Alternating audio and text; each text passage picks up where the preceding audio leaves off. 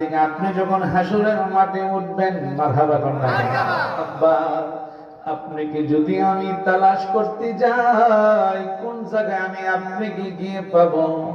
আদরে সাল্লামর সামনে দাঁড়িয়ে আছেন, কেমন নবীর উম্মত আমি আপনি হলাম। আজরাইল দাঁড়িয়ে আছেন, ইমাম হাসান হোসেন দুই ভাই দুইজনে দুই পাশে দাঁড়িয়ে আছেন।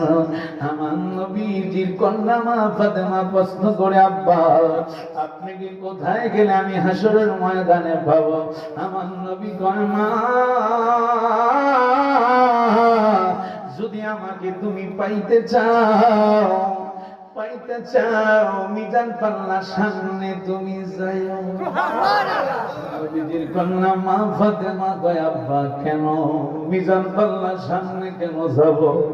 আমার নবী কয়, মা ওই মিজান পাল্লার সামনে আমি এই জন্য দাঁড়িয়ে থাকবো, আমার কোটি কোটি গুনাহগার উম্মতের নেকের পাল্লা ওজনে ভারী করার জন্য। আমার নবী কয়, মা ফাতেমা কয়, আব্বা প্রথমবারই উম্মতের জন্য তিনি কাঁদলেন।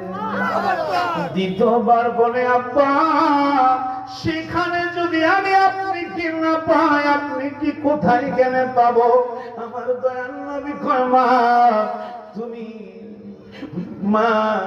তুমি দৌড়াইয়া মাগো হাউজের কাউসারের সামনে চলে যাওয়া। আব্বা কেন? ওই সেখানে আমি নবী দাঁড়িয়ে যাব, আমার কোটি কোটি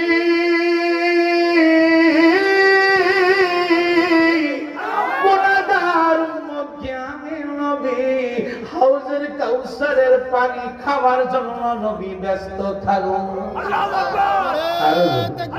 আল্লাহু আকবার, ইয়া রাসূলুল্লাহ, জিন্দাবাদ জিন্দাবাদ, আল্লাহু আকবার।